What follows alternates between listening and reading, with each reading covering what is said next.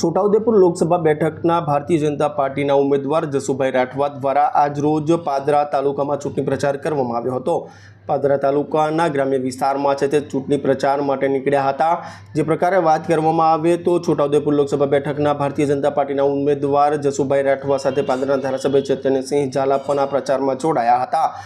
સાથે તાલુકાનું ભારતીય જનતા પાર્ટીનું સંગઠન સાથે પાદરા શહેરનું ભારતીય જનતા પાર્ટીનું સંગઠન પણ ખાસ ઉપસ્થિત રહ્યું હતું। જ્યાં ગામે ગામ છે તે ઉમેદવારનું ભવ્ય સ્વાગત કરવામાં આવ્યું હતું, ત્યારે વધામણા પણ કરવામાં આવ્યા હતા। ચૂંટણી પ્રચારમાં ગણપતપુરા, દાજીપુરા, જાસપુર, લુના, ઉમરાયા, મુજપુર, ડબકા, છોકારી, મજાતન, ચિત્રાલ, મુવાલ, મુભા, સાદરા, કલ્યાણકુઈ, અંબાડા, આતી, સાદી, રનુ, મહુવડ, ડભાસા તેમજ વાત કરીએ તો અલગ અલગ ગામોમાં છે તે જસુભાઈ રાઠવા દ્વારા ચૂંટણી પ્રચાર કરવામાં આવ્યો હતો। સાથે વાત કરીએ તો અલગ અલગ વિસ્તારોમાં છે તે જસુભાઈ રાઠવાને ભારે ચૂંટણી દરમિયાનનો જે પ્રતિસાદ છે તે મળ્યો હતો, જેમાં જસુભાઈ રાઠવા સહિત ધારાસભ્ય ચેતનસિંહ ઝાલાનું ઠેર ઠેર સ્વાગત સન્માન કાર્યક્રમો પણ યોજવામાં આવ્યા હતા। ત્યારે ભારે આવકારો પણ મળ્યો હતો, જેમાં મોટી સંખ્યામાં ગામ લોકો સહિત તમામ લોકો ખાસ ઉપસ્થિત રહ્યા હતા।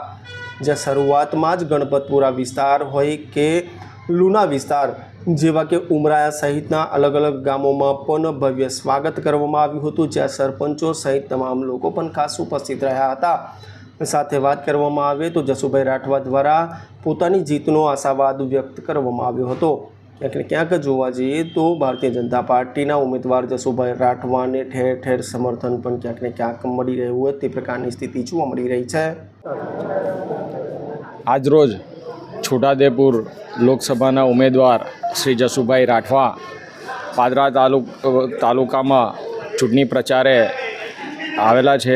આજે સમગ્ર તાલુકા અને નગરમાં તેમની ફેરણી લોકસંપર્ક યોજવામાં આવેલો હતો, જેમાં ખૂબ જ સારો મતદારો અને તમામ તાલુકાની જનતાનો ખૂબ જ સારો પ્રતિસાદ મળ્યો છે અને તેઓએ જસુભાઈને ખૂબ જ જંગી બહુમતીથી જીતાડવાનો પૂરેપૂરો વિશ્વાસ અપાવ્યો છે।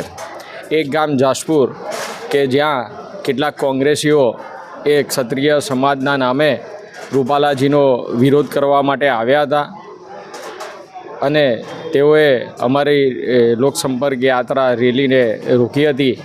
તેઓની છેલ્લે વિનંતી હતી કે અમારે ભાજપનો વિરોધ નથી, જસુભાઈનો વિરોધ નથી, પરંતુ ક્ષત્રિય સમાજનું માન રાખીને આ રૂટ પર ન જવામાં આવે, જેથી કરીને ક્ષત્રિય સમાજનું માન રાખી અમે એ રૂટ પર ગયા નથી। અને આ કોંગ્રેસના કાર્યકર્તાઓ જ હતા જે સમાજના નામે વિરોધ કરવા નીકળ્યા છે। તેમણે કીધું કે અમારો ભાજપનો વિરોધ નથી, જેથી કરીને અમે ક્ષત્રિય સમાજનું માન રાખ્યું હતું। આ તમામ કાર્યકર્તાઓને હું જણાવવા માગીશ કે ગઈકાલે પણ તેમના યુવરાજ રાહુલ ગાંધી એ ક્ષત્રિય સમાજ માટે પણ કેટલાક લૂંટેરા જેવા શબ્દો સુધી પહોંચી ગયા છે।